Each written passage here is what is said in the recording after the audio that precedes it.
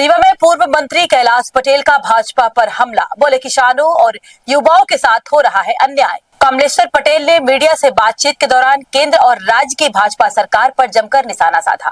उन्होंने आरोप लगाया कि सरकार किसानों, युवाओं और विद्यार्थियों के हितों की अनदेखी कर रही है तथा हर मोर्चे पर विफल साबित हो रही है। कमलेश्वर पटेल ने कहा कि भाजपा सरकार किसानों पर लगातार कुठारघात कर रही है, किसानों को समय पर खाद नहीं मिल रही है और जो खाद उपलब्ध है उसकी कीमतें भी बढ़ा दी गई है। उन्होंने कहा कि सरकार की नीतियों से किसानों की आर्थिक स्थिति लगातार कमजोर होती जा रही है। उन्होंने देश में नीट परीक्षा के पेपर लीक जैसे मामलों का उल्लेख करते हुए कहा, इससे लाखों विद्यार्थियों का भविष्य प्रभावित हो रहा है। साथ ही उन्होंने राम मंदिर से जुड़े चोरी और खजाने की सुरक्षा को लेकर भी सरकार पर सवाल उठाते हुए कहा कि जब धार्मिक स्थलों की सुरक्षा तक सुनिश्चित नहीं हो पा रही है, तब सरकार की कार्यप्रणाली पर गंभीर प्रश्न खड़े होते हैं। केंद्रीय कृषि मंत्री शिवराज सिंह चौहान के किसानों की आय बढ़ने संबंधी बयान पर कटाक्ष करते हुए कमलेश्वर पटेल ने कहा कि मंत्री दावा करते हैं कि किसानों की आय 4 गुना बढ़ गई, लेकिन उन्हें ऐसा एक भी किसान दिखाई नहीं देता जिसकी आय वास्तव में इतनी बढ़ी हो।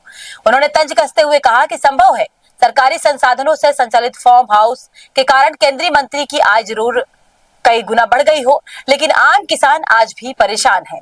वहीं सीधी जिले में कांग्रेस के विधानसभा प्रभारी विनोद शर्मा के साथ पार्टी कार्यकर्ताओं द्वारा कथित अभद्रता और मारपीट की घटना पर भी उन्होंने प्रतिक्रिया दी। कमलेश्वर पटेल ने घटना को निंदनीय बताते हुए कहा कि कांग्रेस ने मामले को गंभीरता से लिया और संबंधित दोनों कार्यकर्ताओं को पार्टी से बाहर कर दिया है। उन्होंने स्पष्ट कहा कि अनुशासनहीनता और हिंसक व्यवहार करने वाले लोगों के लिए कांग्रेस पार्टी में कोई स्थान नहीं है।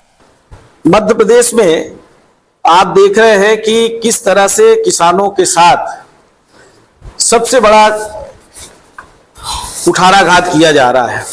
आज किसान परेशान है, खाद के लिए इतनी जटिल प्रक्रिया कर दी है कि खाद एक तो महंगी कर दी, 2450 रुपए डीएपी का रेट कर दिया और वो भी उपलब्ध नहीं है। 200 करोड़ रुपए चंदा में भी घोटाला हो गया।